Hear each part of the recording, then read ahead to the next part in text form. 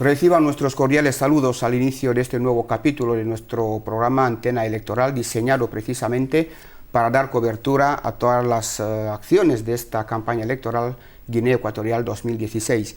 Esta noche otra vez tenemos la gracia de estar aquí con el coordinador general del partido de la Coalición Social Demócrata de Guinea Ecuatorial, Baboro, don Buenaventura Mujimasum, con quien vamos a mantener estos 55 minutos de programa para conocer, entre otras cosas, su proyecto político en caso de ganar las próximas presidenciales. Señor Buenaventura, bienvenido a esta casa de la televisión y gracias por aceptar nuestra invitación.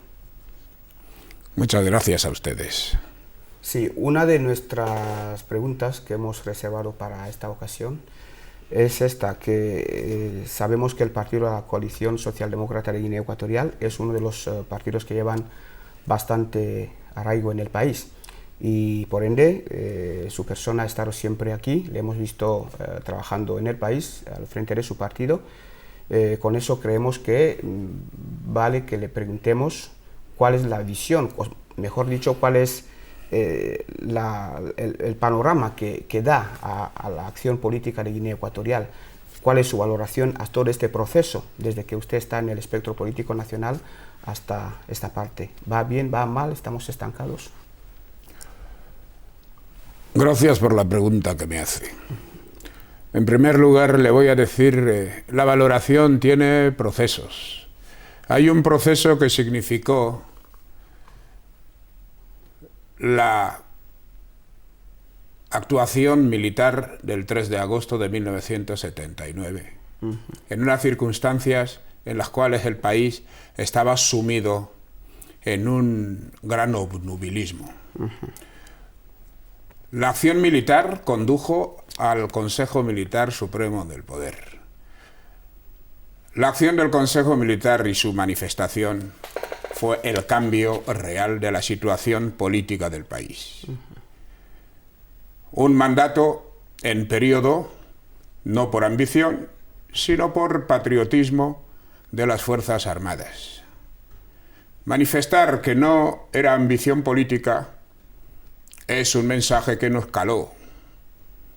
Después hubo la entronización del cambio del Consejo Militar Supremo y ya entramos en un proceso semicivil, porque el cabeza militar seguía. Después llegamos a un periodo de partido único creándose como primera interpretación de la ley de partidos políticos hecha sin consensos.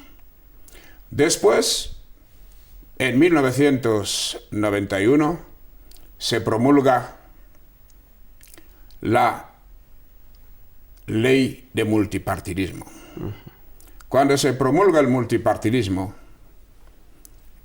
volvemos con la misma figura. No es ambición, pero sí es presencia continuada del jefe militar. Evidentemente, hay un proceso de cambios constitucionales en los cuales no hubo una participación plena y hubo, en ese instante, pues un proceso transitorio de dictadura a la democracia. El proceso se denominó multipartidismo o transición democrática, presidida por el señor Siale Vileka. El proceso tenía un corto, un medio y un largo plazo. Desapareció el señor Siale Vileka y el proceso nos varió a nivel de transición acabada, porque el corto plazo era su entronización y su gobierno. El medio plazo significaba poner todas las instituciones y democratizar efectivamente el país. La última etapa, que debía ser ya la de cambio real, de la cúspide política, se sigue sin producir. Esta es una valoración de donde se puede decir podríamos estar estancados, porque la transición democrática no terminó, sigue inconclusa. Se cambió el gobierno de transición sin concluir la transición. Se entronizó otro gobierno de don Ángel Serafín Seriché y continuamos y seguimos evaluando el pacto nacional día tras día, hasta que lo hemos vuelto a evaluar en noviembre del 2014 pasado, en la mesa de diálogo. Si no hay alternancia real, seguimos sin concluir la transición. Evaluación que podemos hacer. Una evaluación que en principio mereció mucho aplauso. El cambio dictatorial de la primera etapa. Pero después hemos seguido unos procesos, si podemos decirlo, desde el punto de vista económico, el país sufrió mucho, hasta el descubrimiento del petróleo. ¿Qué está pasando ahora? Que determinados objetivos se han desviado. Ha habido muchísima polémica económica ahora mismo y estamos sin saber desde el análisis presupuestario si vamos detrás o vamos delante. Creo que estamos reculando. Probablemente pueda deberse a la bolsa del petróleo. Pero no es fundamentalmente la bolsa del petróleo, porque nosotros hemos explotado petróleo con suficiente tiempo para superar cualquier tipo de crisis momentánea o una desorientación por parte o debida a la bolsa del petróleo. Es decir, teníamos capacidad de provisiones porque éramos el estado más creciente, más próspero de la subregión y de la casi subzona. Entonces creo que la calle lo dice. La calle dice qué evaluación podemos hacer. Los empleos desaparecen, los presupuestos desaparecen y aquí estamos en las elecciones del 2009 y vamos a estas elecciones con una subvención del Estado por 300 millones. Ahora, a pesar de las previsiones presupuestarias, estamos en algo que dicen un anticipo de 100 millones. En estas ahora. Así. Entonces, esto mismo habla de por sí, si vamos adelante, o estamos estancados o reculamos. Okay. No sé cómo funciona el tema de los dineros con los partidos políticos, porque creíamos nosotros, porque no somos políticos, sino periodistas, creíamos que, bueno, independientemente de lo que el gobierno pueda ofrecer para agilizar lo que es una campaña electoral o lo que quiera hacer un partido político, pues el partido mismo tendría manera de pisar fuerte y hacerlo. Pero no es mi pregunta ahora. Dado este panorama que ha hecho, esta visión general que ha hecho de la situación política nacional, quiero robarle y adelantar una pregunta que vendría quizá en su oferta electoral, para preguntarle, en caso de que PCSD Babor ganara las elecciones y usted llega a ser presidente de la República de Guinea Ecuatorial, quiera Dios, ¿qué haría a corto plazo para cambiar ese estado de cosas que cree que está mal, que el gobierno actual está haciendo mal? ¿Qué haría no más sentarse a la silla? Gracias. Primero le voy a decir que el comentario que ha hecho y que ha dicho que no va al caso, creo que sí va al caso. El comentario que hace usted de que cree que los partidos políticos mismos... Es que no estamos hablando de partidos políticos mismos, estamos hablando de un Estado. Estamos hablando de cuando proveemos diputados, proveemos concejales de ayuntamientos, cuando proveemos senadores a estas cámaras, es asunto de Estado, y el Estado es el que financia esa actividad, y el Estado lo tiene presupuestado. Por lo tanto, la elección presidencial es una actividad de Estado porque hay que cambiar el cabeza de ese Estado. Para ello, el Estado tiene una previsión económica presupuestada. O sea, no es cuestión de que es un tema privado mío, de que un partido no es una actividad lucrativa. Un partido no es una fuente de negocios. Un partido es una entidad al servicio del Estado, al servicio del cambio político y al servicio de la democracia. No se le puede decir el partido mismo. El partido no es mismo privado. El partido no es un comerciante.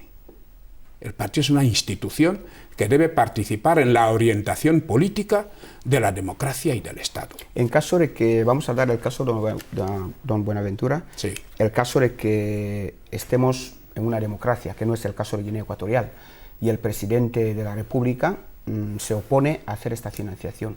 ¿Qué pasaría, aparte de PCSD, Bávoro, aparte de vuestro partido, qué pasaría con todos los demás partidos que quisieran concurrir a las elecciones presidenciales? El presidente se opone, por ejemplo, no financia las elecciones. ¿Qué pasaría? ¿Desaparecerían las figuras que quieran acceder a la presidencia de la República?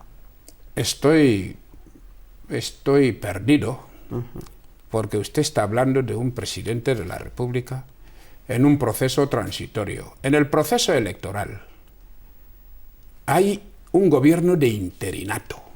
¿Se entiende? El presidente, no se sabe porque no se dice. Le estoy Usted dando, está hablándome le estoy del dando presidente. un ejemplo. Permítame de que yo estemos sí, en un le estoy estado contestando, le estoy contestando. Está bien. Y estoy poniendo los puntos sobre las IES. En un proceso electoral, si el presidente de la República sacrifica su mandato convocando elecciones anticipadas, pasa a ser interino. Por lo tanto, desde el interinato, no creemos que debería imponerse la voluntad, creencia o malcreencia sobre actividades públicas como es la financiación electoral prevista por los presupuestos generales. Son una ley. Se trataría entonces de una violación de ley. Y yo no puedo, porque hay instituciones responsables de hacer cumplir la ley. Otro tema que hemos escuchado, vamos a ir a la oferta electoral, que es la materia prima más importante en esta cita, que es la que efectivamente debería presentar al pueblo de la República de Guinea Ecuatorial. Y antes de esta, quiero hacerle otra pregunta. Es que quedo sin también. Todavía. Me ha dicho, si ahora usted está sentado, usted gana elecciones, etcétera, el espacio etcétera. Es suyo, el espacio es suyo. O sea, yo le hago otra pregunta porque creo que ya ha terminado de responder la primera. No, o sea, los medios son suyos esa tarde. No, usted me ha dicho, en el caso de que quiera Dios, llega usted a ganar estas elecciones. Programa a corto plazo. ¿Qué haría a corto plazo? Es la pregunta que me ha hecho. Sí. Pero hizo antes un comentario que yo aclaraba. Ya. Es decir, si quiere repetir esa misma pregunta, que todavía no le he respondido, sí, es lo que creo que estoy en condiciones, sí. Se la voy a... Tiene los micrófonos abiertos. Sí, la retenía. Y bueno, en principio, nuestra pretensión es la de volver al estado normal de democratización del país. Porque estamos en un intermedio en el cual ya no estamos avanzando en democracia y ya estamos con el multipartidismo. Entonces, hay una situación de discriminación absoluta. Y en estas circunstancias, fíjese lo que le acababa de decir, y usted me estaba hablando de los medios de los partidos propios. Yo le estaba diciendo, fíjese, 100 millones de francos CFA para financiar unas elecciones. Usted compra 4 coches, 4x4. ¿Cuánto le queda? Poco.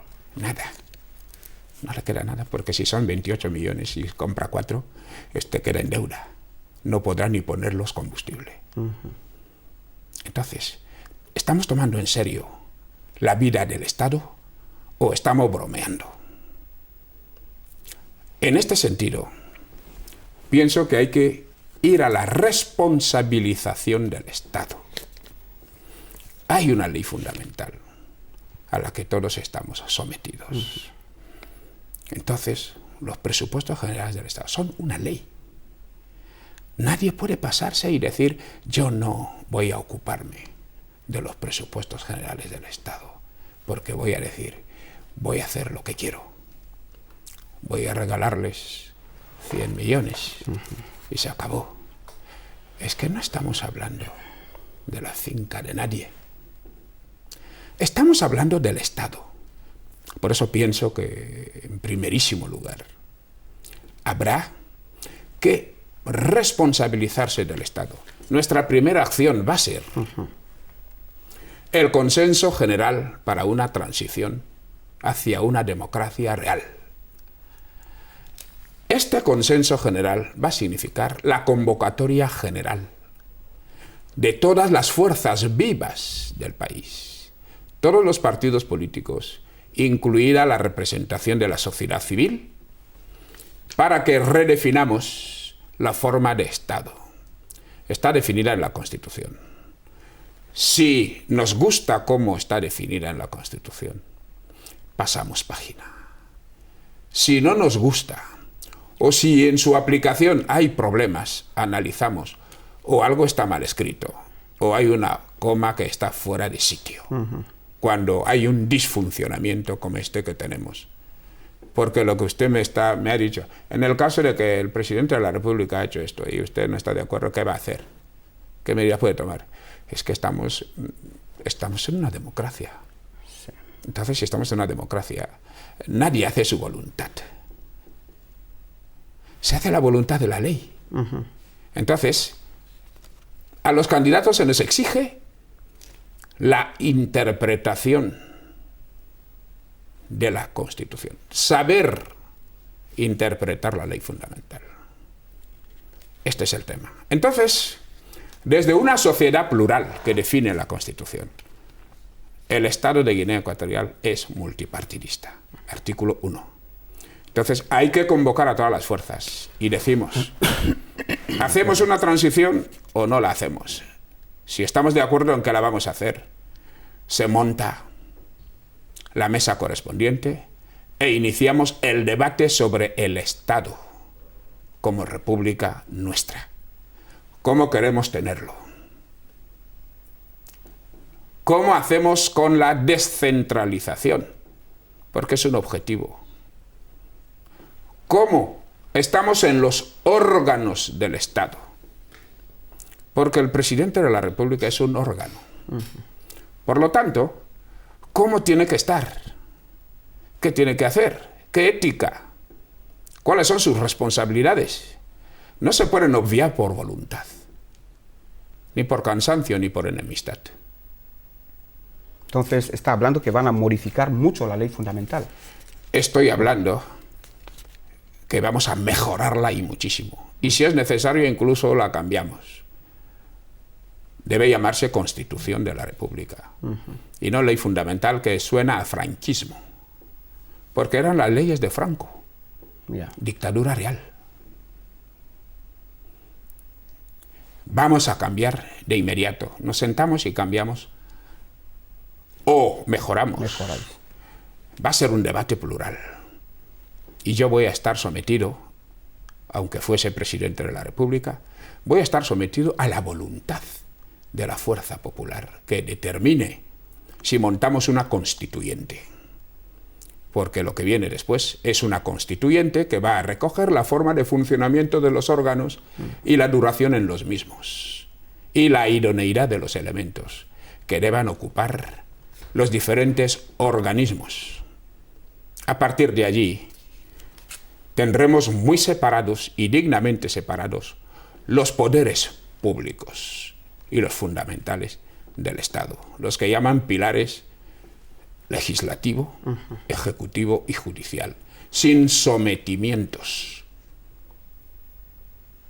Porque cuando el judicial está sometido al ejecutivo, la justicia andará como esta que anda como anda. No sé si anda o se arrastra. Nosotros no lo sabemos, pues los políticos saben mejor. Pero como usted es periodista, usted es investigador y usted sabe que la justicia, por lo menos lo que yo oigo decir es que va mal por los poderes públicos mismos. Y lo que me consta es que necesitaría una independencia mayor. La justicia. La justicia. Una independencia mayor y no un sometimiento.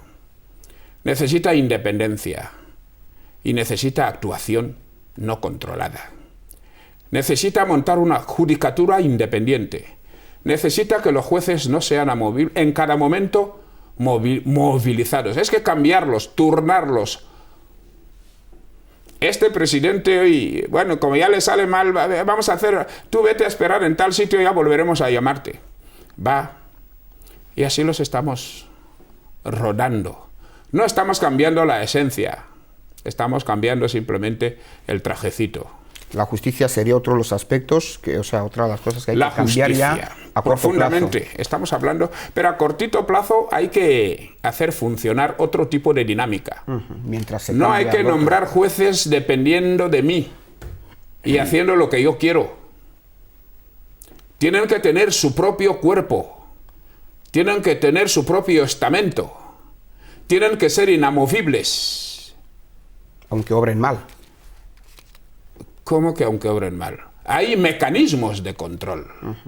Hay un Consejo Superior del Poder Judicial, que no está solamente para nombrar jueces o cambiarlos, sino para meter mecanismos, habilitar legislación, habilitar fórmulas de funcionamiento de calidad. Ellos mismos tienen su estatuto de funcionamiento, pero cuando no se aplica, ya no se está tratando de ellos mismos, que aunque obren mal, es que obran mal porque no se aplica y nadie aplica esto. Estamos casi ya entrando en lo que es la oferta electoral y, como he dicho antes, es la materia prima que se vende en las elecciones presidenciales. En el legislativo, el tiempo mejor abre el abanico. En el legislativo plantearemos lo mismo.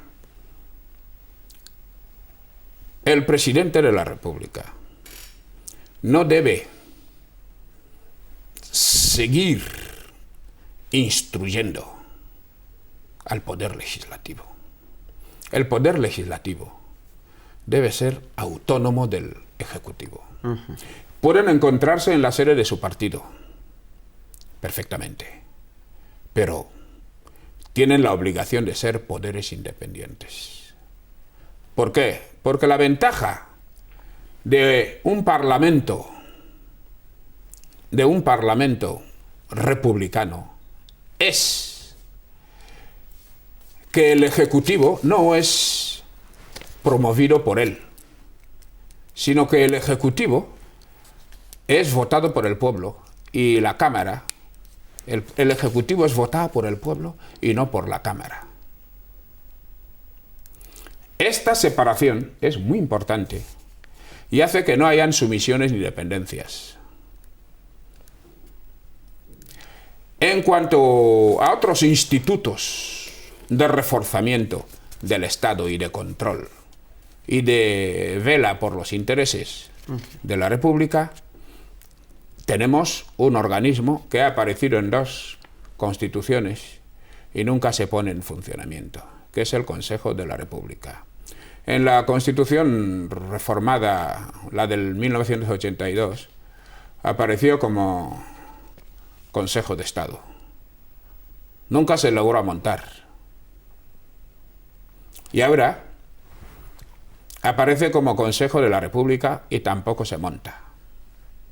Llevamos ya desde el 2011 que aprobamos esta ley fundamental y todavía no hay Consejo de la República, que debe velar por los supremos intereses del Estado y la reorientación de los poderes. Evidentemente es un órgano consultivo, pero es ese máximo órgano y hace mucha falta en este país. Está en la Constitución, pero no se monta. ¿Por qué? Está dentro de sus prioridades también. Por supuesto, mantenerlo. Mantenerlo, pero no mantenerlo nominalmente, ni literalmente. Mantenerlo realmente, es decir, montarlo y hacerlo funcionar. Porque es un recurso y es un contrapoder, aunque consultivo. Nosotros, después de esto, vemos el periodo de duración de los mandatos. ¿Interesa que el mandato presidencial sea de 7 años? ¿Sigue interesando? Lo dirá la Asamblea Constituyente. ¿Interesa que se le disminuya a 5 años? Será la Asamblea Constituyente. entonces veremos la duración de los otros institutos del Estado. Las reformas deben hacerse hacia una mayor profundización de la democracia en el país. Porque si no hay democracia en los órganos y en la forma de funcionamiento, no hay nada que hacer. Habrá que hacer una corrección profunda sobre la ley electoral, que tiene unos agujeros negros impresionantes. Habrá que hacer una corrección sobre la ley de financiamiento o financiación de los partidos políticos, que olímpicamente dice una cosa y se salta, se reclama y se salta. ¿Cómo cree usted que un partido extraño al mío, o vecino, porque al fin y al cabo somos partidos de Guinea Ecuatorial, un partido amigo, decide quitarme a mí parte de mi salario mensual para pagarle? Está pasando, lo hemos reclamado y no pasa absolutamente nada. La máquina sigue machacando y los demás hasta se nos dice, ¿y dónde está? Como usted ha dicho aquí, se cree que debemos tener dinero traído ¿de dónde? ¿Por hacer qué actividades? Si para hacer un congreso tampoco tenemos financiación, estamos pidiéndolo. Nuestro partido lleva cerca de 25 años y solo ha hecho un congreso. ¿Por qué? Porque el gobierno no ha financiado el congreso. El gobierno no, el Estado. El Estado debe financiar las actividades de los partidos políticos porque son instituciones del Estado. Por lo tanto, pretender que vivan en la inanición me parece que es una irresponsabilidad pública. Por lo tanto, estas leyes deben ser corregidas. Creemos que el Pacto Nacional, que fue un grandísimo documento, debe ser puesto a mesa, hoja por hoja, y ver si se vuelve a firmar o no se vuelve a firmar. ¿Por qué? Porque hemos remontado etapas en las cuales el corto, el medio y el largo plazo no funcionan.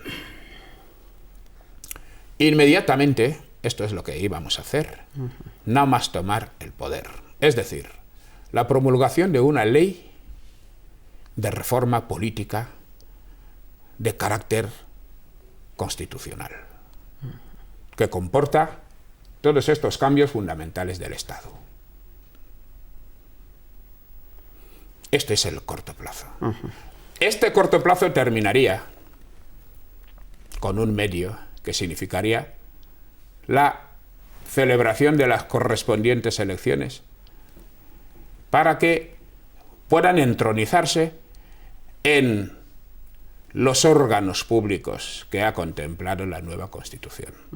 Porque una vez procedido al cambio de Constitución, se procede inmediatamente a la nueva instalación de las personalidades que pueden aspirar a estos institutos, a estos organismos, desde Presidencia de la República hasta los alcaldes de los ayuntamientos.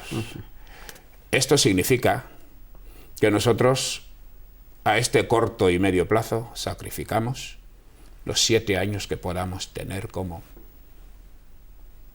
poder en el gobierno. Lo sacrificamos y solamente utilizamos los 3 o 2 que hagan falta para hacer esta transición.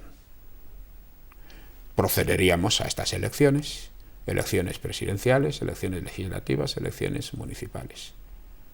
Y las locales que hagan falta, según esté contemplado en la Constitución que al efecto se pueda haber renovado. ¿Contempla algo su proyecto con respecto a la política exterior? Bueno, esto ya es acción de gobierno. Pero en la inmediatez, nosotros creemos que Guinea Ecuatorial tiene derecho a reafirmar su papel como responsable ante la comunidad internacional.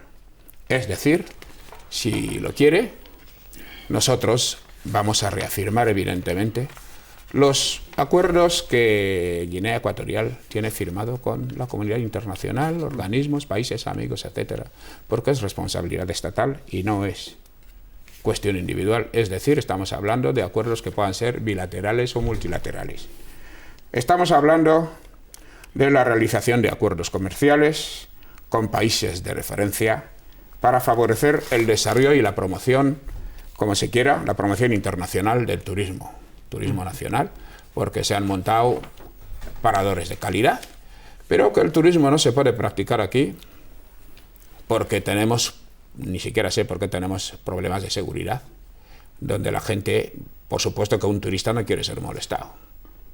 No quiere que alguien le abra la maleta o le abra el bolso o lo que sea y tal. Porque para eso ya cruzó una frontera, que es un aeropuerto o un puerto, o una frontera terrestre. Entonces no tendrían cuidado del aspecto del terrorismo. Nosotros estamos hablando de moda en el mundo ahora. Sí, pero para eso usted me cacheaba cuando yo entraba aquí, ¿verdad? Creemos que estamos viviendo dentro del país y creemos que para eso están las fronteras, para controlar lo que está pasando.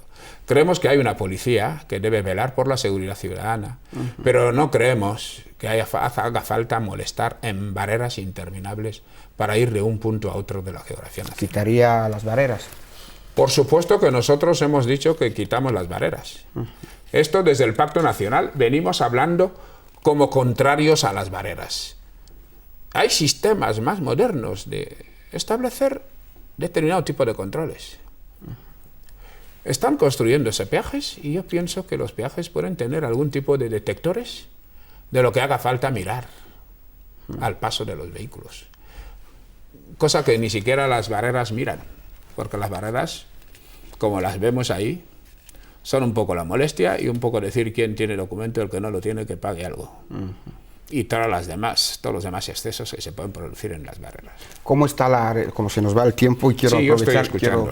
¿Cómo va la receptividad durante la campaña a nivel de su electorado, en los lugares que han ido pasando? Bueno, yo creo que esa pregunta no es muy objetiva desde mi respuesta, porque le voy a decir que me han recibido muy bien y usted no podrá negármelo. Sí, pero hay gente que ha dicho, bueno, en Quientem no hemos tenido mucha gente, en Annobón hemos tenido solo 60, bueno, para un poco mirar su panorama, ¿no? Y saber dónde pisa fuerte y dónde no, es por eso, precisamente. Bueno, todavía estamos en campaña, todavía no puedo hacer una evaluación general. Solo puedo decir que he tenido dificultades. Fíjese, mi cortejo, llegamos a Vinayón, queremos saludar al gobernador y el gobernador dicen que está tomando siesta y entonces nosotros lo dejamos, entramos en la ciudad, hacemos una instalación en un sitio y se nos niega el punto de luz, se nos niega punto de luz en muchos sitios para montar nuestros equipos y trabajar. Entonces, pues bueno, el vecino nos lo niega, está en su derecho, es su luz. Nosotros venimos y montamos, bueno, andamos con un grupo electrógeno, lo montamos.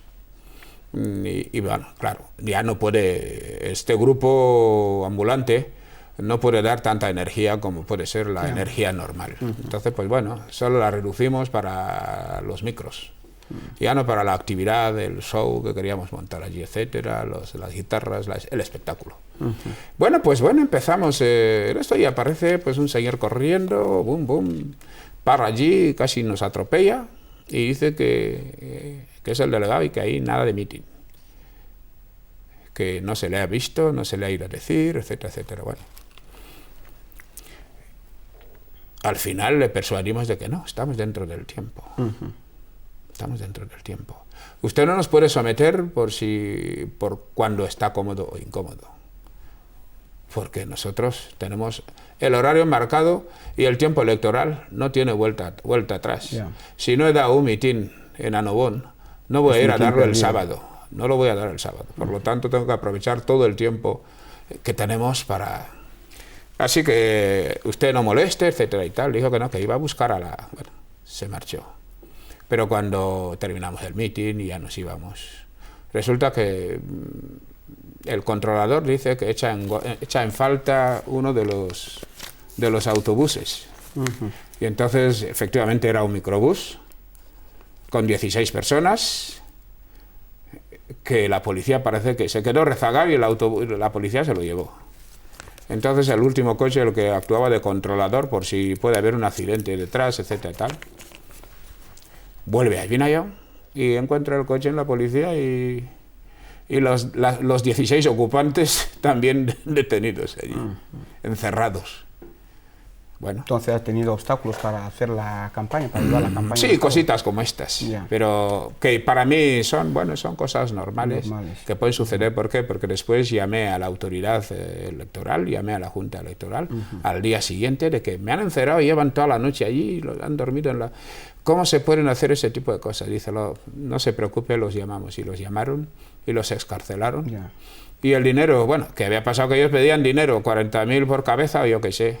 Y entonces la persona que llevaba pues un poco la caja dijo, bueno, ustedes hagan un documento de que nos cojan este dinero por la razón que sea y nosotros llevamos ese documento y ya lo vamos a reclamar. No, o pagan o los encerramos para hasta mañana. De mañana ya se hablará, así pasó. No pagamos porque no quisieron. A pesar de todas estas incongruencias, tanto las que está encontrando a nivel de la campaña electoral como las que encuentra en la ley madre de Guinea Ecuatorial, ¿va con optimismo a estas elecciones? ¿Cree que va a ganar las elecciones presidenciales? ¿Hay optimismo?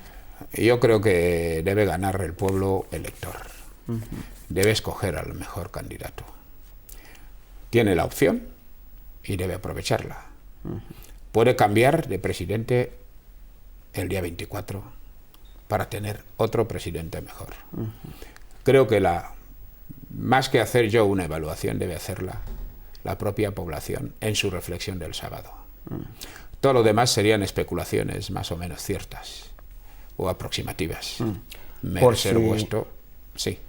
Por si nos avisen pronto que ha llegado el tiempo, como estoy de espaldas al regidor del programa, quisiera que aproveche estos minutos para hablar a su electorado. Puede irse a esta cámara y hablar a su electorado el mensaje que tiene para ellos.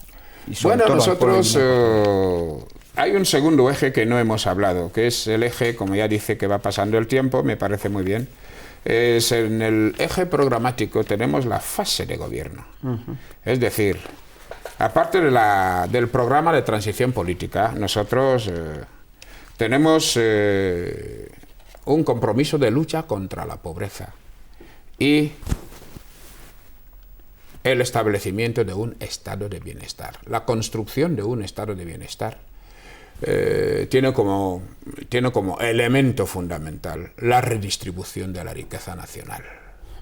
No podemos fundamentar en estas condiciones, en un estado del tercer mundo con las características del nuestro, no podemos pretender un estado de ricos y pobres, si somos 4 gatos. ¿Cómo unos van a ser ricos, otros van a ser pobres? Si todos podemos vivir con lo que hay entre ricos y pobres. Todos podemos tener derecho a ir a una escuela buena.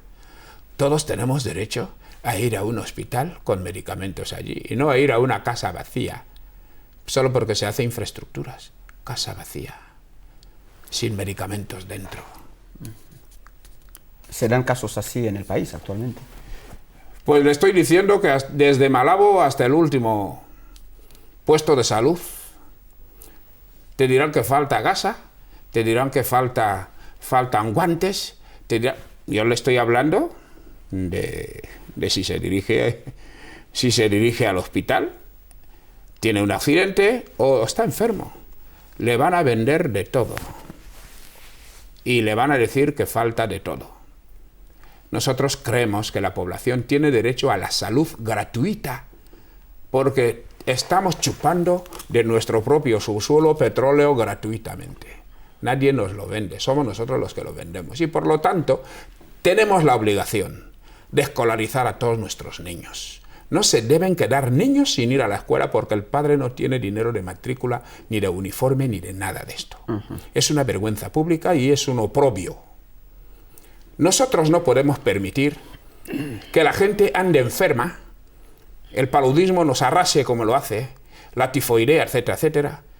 Nosotros produciendo petróleo y nosotros enfermos sin podernos curar, porque el salario es el salario de risa que no llega al 30.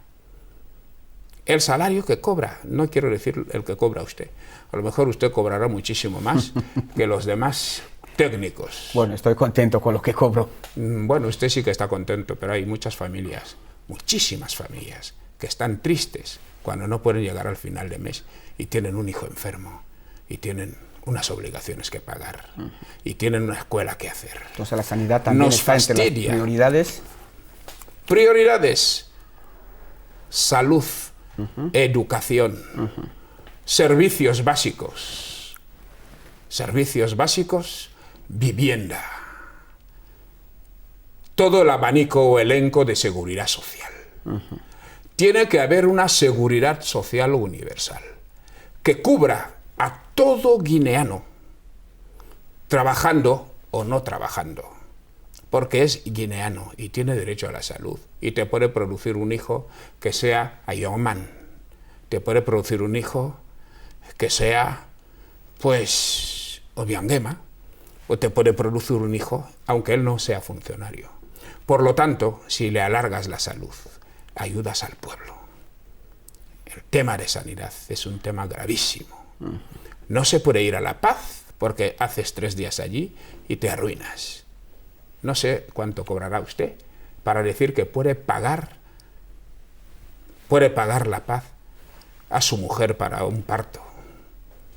No sé cuánto cobrará usted, pero le aseguro que hay muchísima familia guineana que no puede ir a La Paz porque no puede afrontar los costos. ¿Cómo lo haría? Nos queda, creo, poco tiempo, pero Sí. ¿cómo el sistema sanitario, por ejemplo? ¿Qué Sí. haría para que, qué plan agresivo haría como para que se cumpla este propósito? Estoy hablando de que usted y yo somos ciudadanos de este país, y por serlo, nosotros pagamos impuestos al erario público. El dinero que está en ese erario público y los recursos que genera el propio Estado por vender los recursos de todos son dinero sobrado para que haya sanidad para todos. Es decir, todo el mundo tiene derecho a la salud. La salud es un derecho fundamental, está en la Constitución. La Constitución. Por lo tanto, hay que cumplir este mandato constitucional, dando salud a todos los guineanos, a los niños, a los adultos y a los ancianos. Hay que dar cobertura a todos los ancianos, porque en su día trabajaron para este país cuando eran fuertes y eran jóvenes. O te marcaron un buen gol jugando a fútbol y produjeron la hilaridad y los aplausos de toda la ciudad, como le he dicho el caso de Ayoman, supercampeona, que no tiene aquí ni una plaza, no tiene página, nada. Es una vergüenza. No digo que porque sea mujer, Ya entiendo. porque no quiero entrar en estos tejemanejes sexuales o, bueno, estoy hablando genéricamente de que es necesario una dignidad para todo ecuatoguineano. Una última pregunta, antes de que nos vayamos. Como no somos políticos, somos periodistas,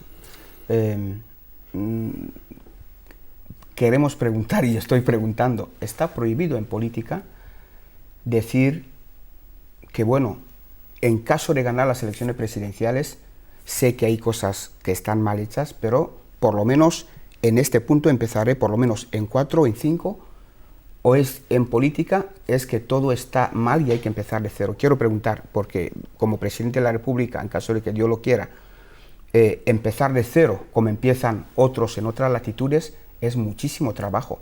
Quiero saber si hay algún aspecto en la República de Guinea Ecuatorial que usted cree que no va a empezar de cero, que por lo menos ya se han dado algunos pasos hasta hoy, y va a empezar, por ejemplo, en 3 o 4, poniéndole un punto entre 1 y 10. De 0 a 10, si quiere usted que le haga una clasificación, yo estoy dispuesto a decir que si clasifico en 4 necesitamos que sea un 8. Es decir, el país se construye permanentemente. Por ejemplo, en sanidad, ¿qué número le pondríamos ahora? De 0 a 10. Le pondría un suspenso. Un suspenso. Y eso es lo que viene a cambiar, en caso de que Dios quiera que Efectivamente. esté como presidente. Un suspenso. Muy bien, creo que estamos llegando a los últimos minutos. Nos gustaría estar más tiempo con usted, pero sigo dándole esta oportunidad. Tiene 4 minutos, nos indican, para seguir hablando a este electorado que espera, si la oferta es mejor que las demás, darle su voto el día 24, que quedan escasos 3 días. Tiene la cámara para el pueblo de Guinea Ecuatorial. Sí, sigo diciendo, pido a todos los guineanos, a todos los guineoecuatoriales, que el día 24 es el día en el que ustedes pueden tener otra nueva forma de gobierno, otra nueva forma de concebir el Estado y de reorientar los asuntos públicos, otra nueva forma de vivir el disfrute de los recursos de este país y no que estén secuestrados. Tienen otra nueva forma, si ganamos estas elecciones, de gozar en libertad, de hacer democracia real. Estamos pidiendo su voto. Quiero que voten Baburu. Quiero que voten al candidato Buenaventura. Quiero que voten alternancia y alternativa. Soy alternativa y vamos a votar alternancia. No hay que eternizarse en el poder. Por eso es mejor dejarlo suelto. Pido que voten Baburu. Quiero que voten democracia. Quiero que voten su libertad. Hay que superar estos estadios, incluso no quiero llamarlos primitivos, de tiranías y dictaduras. Hay que estar muy por encima de esto. Hay que vencer el miedo y hay que votar por la democracia. Hay que votar por Baburu. Hay que votar por nuestra victoria. Porque es necesario que para que los cambios se produzcan, hagamos un ensayo de resistencia frente a la tiranía. Y les ruego que por favor defiendan su voto. No se queden en casa. Vayan a votarnos. Se lo estamos pidiendo. Vota Baburu. Muchas gracias, don Buenaventura, por haber aceptado esta invitación y esperamos que la suerte le acompañe el día 24 de abril. Muchas gracias a ustedes. Querida audiencia, como han escuchado, han sido las palabras de don Buenaventura Mujimasumes, coordinador general del partido de la Coalición Socialdemócrata de la República de Guinea Ecuatorial, y ha venido a este programa en calidad de candidato a la presidencia de la República para las presentes presidenciales del día 24 de abril, que eran escasos 3 días. Será hasta un nuevo capítulo. Buenas noches.